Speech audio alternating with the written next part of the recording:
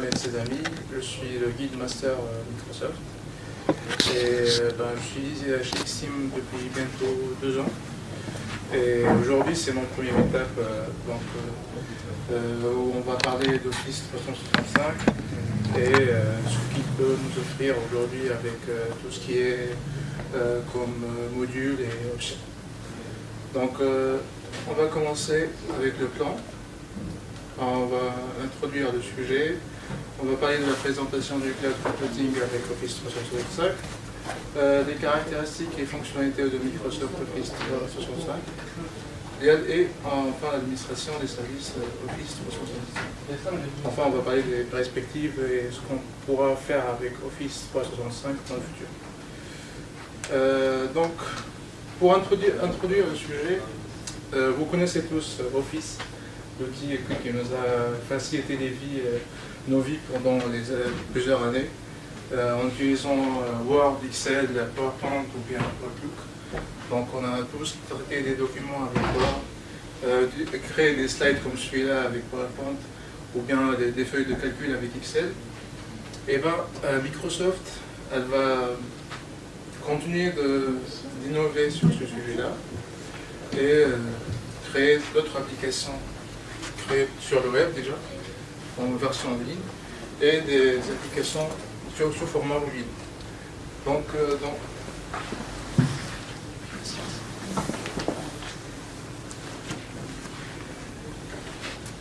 dans ce sens-là, Microsoft va continuer d'exploiter cette plateforme et créer un nouveau système qui s'appelle Office 365 et bien sûr introduire la suite bureautique dans la nouvelle plateforme où on va ajouter bien sûr d'autres niveaux de développement et bien sûr ça aussi ça va nous permettre de faciliter notre vie, mais 365 jours par an, c'est-à-dire tous les jours.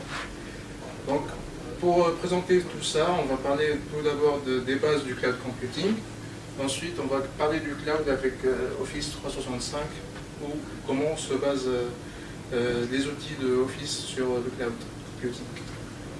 Donc tout d'abord, c'est quoi le cloud? Je ne sais pas si vous êtes tous familiarisés avec ce mot, mais on ne sait pas de quoi il s'agit exactement. En premier lieu, on va dire que le cloud, c'est l'informatique en nuage, mais réellement, la vraie définition du cloud, c'est l'exploitation de la puissance du calcul et le rapport plutôt de puissance de calcul et de stockage sur des ordinateurs externes. Ensuite, on va parler aussi du cloud en tant qu'outil qui va permettre d'être flexible et permettre l'élasticité en capacité, puisque nous on va utiliser on va payer plutôt ce qu'on va utiliser. Donc le cloud va s'adapter sur la charge de travail. Ensuite, le frais atout du cloud, c'est le rapport vitesse à l'achat et prix. C'est-à-dire, le jour où j'ai une montée en charge, je vais directement augmenter les paramètres de ce que j'ai besoin. Et bien sûr, je vais payer tout ça en temps réel. Ensuite, on va parler des bases du cloud computing. Donc on a deux volets, le cloud public et le cloud privé. Le premier niveau du cloud public, donc on a des serveurs hébergés chez les fournisseurs, donc qui sont partagés avec d'autres clients sur la même plateforme. Ensuite, sur la même catégorie du cloud, on a bien sûr un accès uniquement sur Internet. Et bien sûr, ce accès public, il est à bas prix puisqu'on va payer ce qu'on va utiliser. Sinon, pour le niveau private, c'est-à-dire le cloud privé, les serveurs ou les machines sont chez le client. Donc après, ce système de cloud privé, il sera accessible via Internet ou bien un réseau de cloud privé. Bien sûr, ce niveau-là de cloud privé, il est plus sécurisé que le cloud public. Ça ne veut dire pas que le cloud public n'est pas sécurisé, mais c'est que le private il est plus poussé au niveau de la sécurité. Et bien sûr, tout ça, il va coûter de l'argent, donc on va payer plus pour le private. Donc ensuite, ce que le cloud peut nous fournir aujourd'hui, c'est sur 3 niveaux. Le premier niveau, c'est l'IaaS, c'est-à-dire l'infrastructure as a service, ou bien l'infrastructure en tant que service. Là, on va exploiter des machines, des serveurs, des RAM, du stockage. Et bien sûr, vous savez tous qu'il y en a plusieurs fournisseurs qui font ça aujourd'hui. Il y en a VMware, il y en a AWS, il y en a plein d'autres aussi. Mais à ce niveau-là, on va se limiter que au hardware. On va pas parler du software, mais le fournisseur va nous fournir que des machines, c'est-à-dire du matériel. Le deuxième niveau, c'est le PaaS, ou la plateforme as a service, de plateforme en tant que service. À ce niveau-là, c'est bien sûr un peu poussé, où on va retrouver outils qui sont préinstallés, comme par exemple des frameworks ou bien des bases de données qui sont déjà préinstallées. Donc, pour moi, ces deux niveaux-là, c'est-à-dire le premier niveau IaaS, c'est destiné pour les ops qui vont gérer les machines. Le deuxième niveau, c'est un niveau qui est destiné aux développeurs, puisque le développeur, il aura besoin que des environnements qui sont préinstallés. Donc lui, il va configurer le reste, c'est-à-dire il va configurer tout ce qui est environnement, prod, pré-prod, recettes qui sont déjà préinstallées. Après, le troisième niveau, c'est le SaaS ou bien le software as a service. Le software en tant que service, où là, on va retrouver des choses qui sont déjà installées, prêtes à être utilisées par l'utilisateur final. Donc, vous savez tous qu'il y a plusieurs exemples à ce niveau-là, comme Salesforce ou autres. Voilà.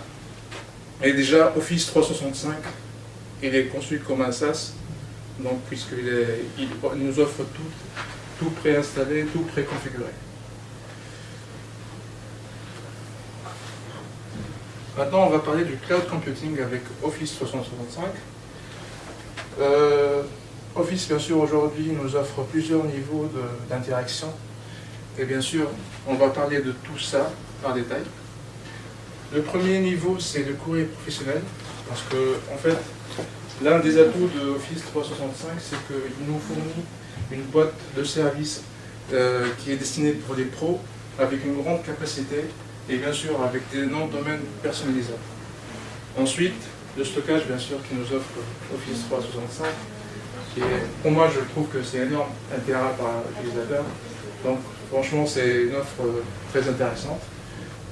Après, les réunions en ligne, bien sûr, avec Skype for Business aujourd'hui, puisque avant il y avait Meet, mais aujourd'hui on est sur Skype for Business, et c'est franchement un outil qui est très puissant, où on va avoir des visioconférences, des meetings, où on peut avoir 250 personnes en même temps.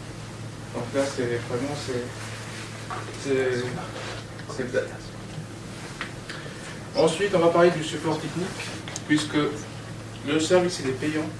Donc, on va assurer une disponibilité de tout ça, 99,9%. On ne va pas dire 100% parce que c'est irréel, mais c'est vrai que la disponibilité du support technique de Microsoft, elle est instantanée. Et bien sûr, comme vous le savez tous, c'est rare d'avoir des incidents sur les serveurs de Microsoft aujourd'hui, puisqu'on a des gros clients. Ensuite, l'autre niveau qu'on va discuter, c'est le réseau social privé. Microsoft Teams, je sais que c'est un peu, c'est pas encore très connu, mais utilisé sur plusieurs niveaux de boîtes en France, qui va nous permettre d'échanger sur un réseau comme TalkSpirit, qu'on utilise chez Xteam. C'est le même principe, mais qui va être en interne chez l'entreprise. Aussi, la SADA soutenue financièrement. Donc, bien sûr, la SADA qui est la garantie qui fournit Microsoft. Parce que, en fait, aujourd'hui, Microsoft a garanti la disponibilité de son service 24/7 et nous offre la possibilité de nous rembourser si on a une indisponibilité pendant un certain temps bien déterminé. Donc, puisque nous, on paye des abonnements tous les mois, si on était indisponible pendant une journée ou deux, ou même une heure, Microsoft va nous rembourser. Sinon, bien sûr, vous savez tous que Microsoft Office, la suite bureautique, elle est incluse dans Office 365, et du coup, on va l'avoir bien sûr en version gratuite sur notre système. Passons maintenant aux caractéristiques et fonctionnalités de Microsoft 365, ou bien les briques essentielles sur lesquelles Microsoft Office 365 se base. Donc la première brique, c'est Exchange Online. Après, on a SharePoint Online, Lync Online, ou bien Skype aujourd'hui, puisque Microsoft déjà l'a acheté. Après, Office 365 Pro Plus, la suite bureautique. Et enfin, tout ça, il va se baser sur l'AD, bien sûr, de Windows Azure de Microsoft. Donc, on va parler de tout ça par détail, mais on va commencer par les deux atouts que je trouve intéressants de chez Microsoft, qui sont Exchange Online et Lync, puisque ces deux atouts-là, ils vont assurer une communication continue tous les jours à travers la boîte. Donc, Exchange Online en un coup d'œil. Bien sûr, vous savez tous que Exchange, c'est l'outil derrière Outlook. Donc, ça va nous permettre un archivage personnel intégré, une boîte de lettres avec une messagerie vocale, et bien sûr que vous avez tout le reste. Ensuite, Lync Online, bien sûr, l'outil qui est, aujourd'hui on l'appelle Skype, mais qui est basé sur Lync, puisque Lync aujourd'hui, ou Skype, nous permet d'utiliser Skype, nous permet exactement de savoir si notre destinataire est disponible ou pas, est-ce qu'il est occupé ou pas. On peut l'appeler ou on peut créer des réunions en même temps. Donc ça va remplacer, améliorer les fonctionnalités précédemment qui ont fournies par Office Communicateur Online. Ensuite, Exchange Online. Bien sûr, pour Exchange Online, il y en a deux versions. Il y a un service mutualisé qui est partagé avec tout le monde et un service dédié. Il y a plusieurs boîtes en France, des grandes boîtes, qui ont opté pour le service dédié. On a aussi de sécurité ou confidentialité. Mais la plupart utilisent le service mutualisé. Donc, le même principe qu'on a parlé tout à l'heure du cloud private et cloud public. Donc, le service mutualisé de Exchange, bien sûr, on va utiliser une plateforme partagée par tous les clients du fournisseur. Ensuite, cette plateforme partagée va nous permettre d'accéder aux dernières fonctionnalités de l'Exchange Online et bien sûr profiter de clients OAU, OWA de Microsoft, c'est-à-dire l'Outlook Web App. Ensuite, si on va parler du service dédié, bien sûr, c'est un service spécifique qui va être hébergé en interne chez le client. Je ne sais pas, il y en a des collaborateurs qui sont chez AXA, parce que AXA elle a opté pour le service dédié. Donc l'exchange d'AXA est en interne, en local. Ensuite, la procédure du déploiement de l'exchange dédié, il y en a des procédures de déploiement supplémentaires. Il y en a aussi des connectivités de VPN en plus, par rapport au service mutualisé. Et bien sûr, à ce coût-là, on va payer plus 40% de la somme pour le service mutualisé. Ensuite, Lync Online, ou bien Skype. Bien sûr, l'expérience qu'on a déjà discutée, elle est riche et immersive. On va réduire les coûts, bien sûr, parce que puisqu'on va utiliser le Lync tous les jours, on va déjà optimiser les réunions qu'on va avoir pendant la journée et limiter les déplacements. Et en plus, on va avoir des états de nos collaborateurs tous les jours. La prochaine partie, on va parler de SharePoint Online. Bien sûr, SharePoint utilise la technologie de SharePoint Server connu et livré en tant que service en ligne. Donc SharePoint, vous savez tous que c'est un outil qui va nous permettre de créer des sites qui sont interactifs au sein de la boîte, donc où on va partager des informations et des documents en interne. Pour SharePoint Online, on a bien sûr la même chose que Exchange où on va avoir un service standard et un service dédié. Donc le service standard, où on va avoir des environnements qui sont partagés dans les centres de Microsoft, et un service dédié qui est conçu pour les entreprises d'au moins 5000 utilisateurs, où on va avoir des fonctionnalités des chefs d'entreprise. Bien sûr, si vous voyez ce schéma-là, pour le service dédié, donc l'équipe de Microsoft, elle va gérer la grande frame d'administration et la centrale. Ensuite, les collaborateurs du client, ils vont juste paramétrer SharePoint Online en interne. Donc voilà. Pour la suite, bien sûr, la suite bureautique d'Office, elle est incluse dans l'offre de Office 365. Bien sûr, on va voir tout ce qu'on a déjà sur Office Plus 2013. Et bien sûr, la version Office Online, où bien sûr on va avoir les mêmes outils, mais une version en ligne, et qui va faciliter le partage aisé des documents. Pour la grande brique qui reste, où on n'a pas encore parlé, c'est Windows Azure. Bien sûr, moi je vais vous parler brièvement de Windows Azure, et après on va parler du AD, puisque Windows Azure, c'est un OS des data centers qui va assurer la gestion et le fonctionnement des bases de données et des machines de Microsoft. Donc on va gérer les cycles de vie des applications. On va aussi permettre aux développeurs de se concentrer sur la logique des métiers plus l'environnement de travail. Aussi, Windows Azure, c'est un fournisseur de blocs de construction commun pour les applications distribuées, puisqu'il va assurer la mise en file d'attente fiable, un stockage bien sûr structuré et simple qui va se baser sur SQL Server. Ensuite, des services d'application tels que le contrôle d'accès, la mise en cache et la connectivité. Tout ça, ça va être géré par l'équipe de Windows Azure, puisque le développeur il va se concentrer que sur son application et le côté métier. Donc Windows Azure, comme vous l'avez compris, c'est un système qui va gérer tous les data centers exploités par Microsoft. Ensuite, dans ce data center, on va inclure aussi les AD, c'est-à-dire les Active Directory.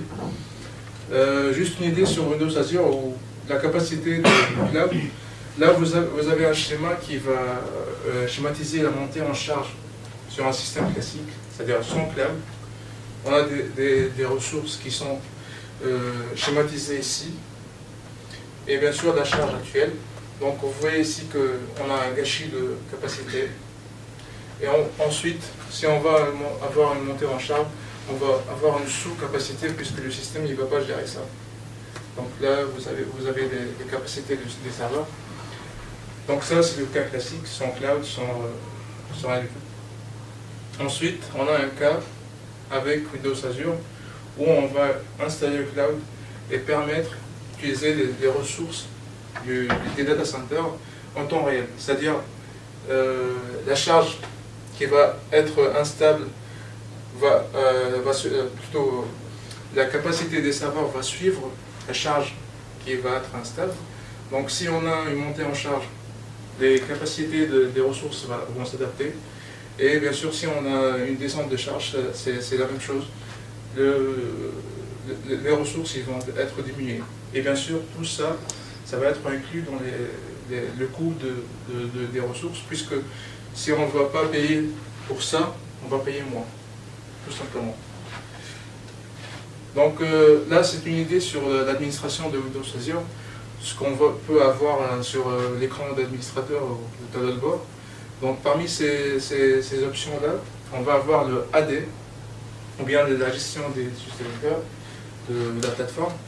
Donc Azure Active Directory, c'est un outil de gestion des comptes utilisateurs qui va permettre leur authentification via Windows Azure. Ensuite, c'est un outil de gestion de licence, de gestion et de gestion de groupe, puisque n'importe quel utilisateur de la plateforme va se connecter en premier lieu sur le AD de Azure, et ensuite il pourra utiliser tout ce qui est fourni par son entreprise. Donc voilà, la prochaine partie, on va parler de l'administration des services Office 365. Donc au niveau de l'administration, le premier outil que Microsoft nous offre, c'est un centre d'administration sous forme d'une application web qui va nous fournir une solution intégrée et native, facile à utiliser, mais pour moi, je ne vois pas qu'elle est complète parce que ça reste une tableau de bord, ou un tableau de bord plutôt, qui va nous afficher des données plus que la façon de gérer la ressource. Donc, mais après tout, c'est un outil fiable qui est facile à utiliser. Le deuxième outil, c'est PowerShell, bien sûr, vous connaissez tous, qui est activé par défaut, qui est installé sur Windows. Bien sûr, il y a un certain paramétrage à faire avant de l'utiliser, mais vraiment, c'est l'outil indispensable pour administrer un système de Office 365, ou bien autre. Sinon, aujourd'hui, Microsoft nous offre des applications mobiles qui vont faire une sorte d'administration, mais pas une administration poussée. C'est une solution complémentaire qui va nous offrir un tableau de bord où on va retrouver tout ce qui est information sur la montée de charge, la descente, la capacité qu'on a, ou bien même si on a besoin de savoir si les systèmes ils sont bien intégrés ou pas. Donc voilà, donc moi je trouve que l'outil intéressant ici c'est bien sûr PowerShell pour bien administrer le système. Donc là je vais montrer quelques imprimes-écrans sur le centre d'administration d'Office 365 en anglais ici où on peut avoir tout ce qui est paramétrage ou autre. Déjà, pour les briques de Office 365, c'est-à-dire Exchange, Link, SharePoint ou Office, à chaque niveau, on a un paramétrage bien déterminé, c'est-à-dire à chaque niveau, il y a une administration bien précise qu'on va retrouver dans cette application web. Et du coup, donc moi je trouve que c'est facile à utiliser, hein, c'est pas très compliqué. Là, c'est l'ancienne version. La nouvelle version, elle est un peu adaptée.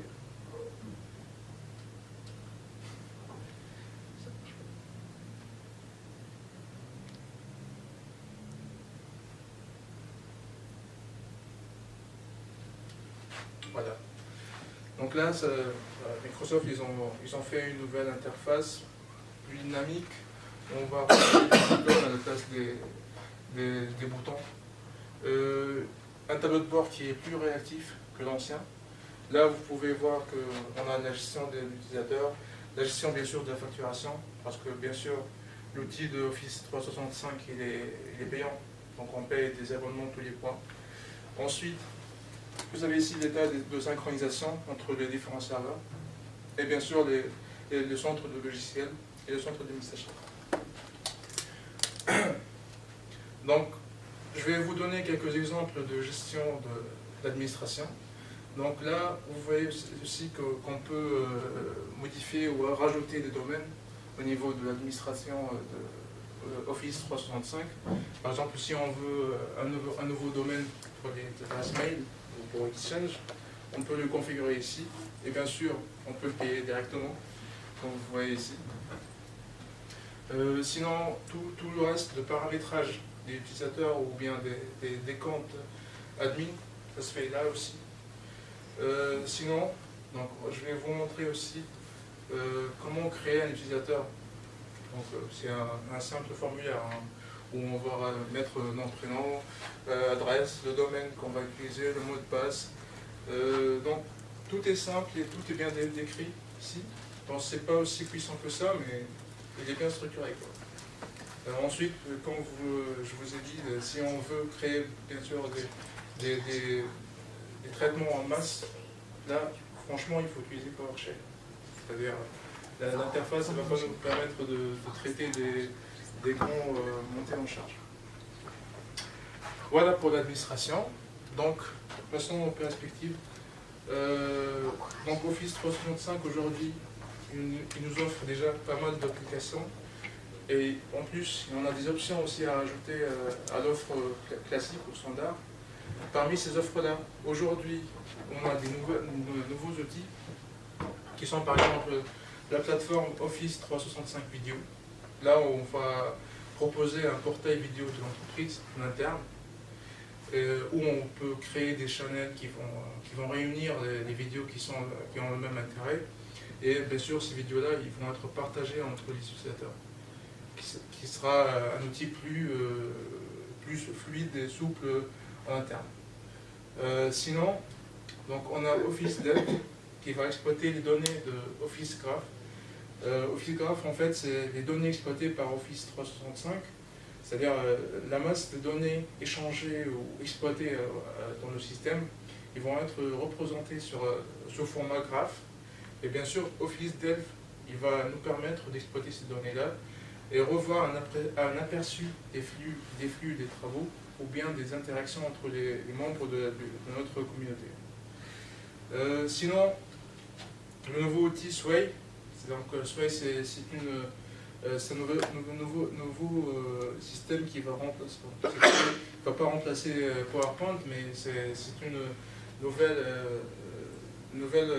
version ou un nouveau point de vue des slides par Microsoft, donc qui se base essentiellement sur du drag and drop. On va plus avoir que des drag and drop des images ou des textes. Aujourd'hui, on peut tout mettre dans notre slide, parce que là, on pourra ajouter des vidéos, des liens vers d'autres plateformes, par exemple YouTube ou Facebook ou Twitter, qu'on va pouvoir intégrer directement dans la slide. En plus, là, je vais vous montrer un exemple d'une présentation avec Sway, qui est bien sûr intégrée en ligne, puisque l'application Sway, c'est une application qui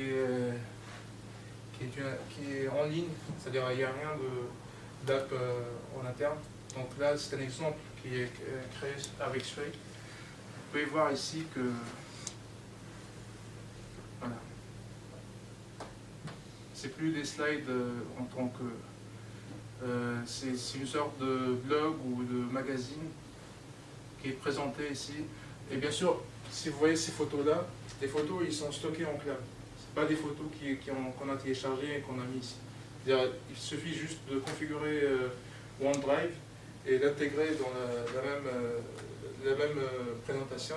Et bien sûr, ajouter, après glisser les photos et les mettre ici. Et bien sûr, des vidéos aussi. Donc vous voyez, c'est vraiment intéressant. Et bien sûr, vous pouvez ajouter des animations, tout ce qu'on avait avant, en plus. Et bien sûr, tout ça, c'est juste un lien. C'est-à-dire que c'est un lien qu'on peut partager entre différents collaborateurs et bien sûr présenter les mêmes choses sur n'importe quel environnement. Voilà.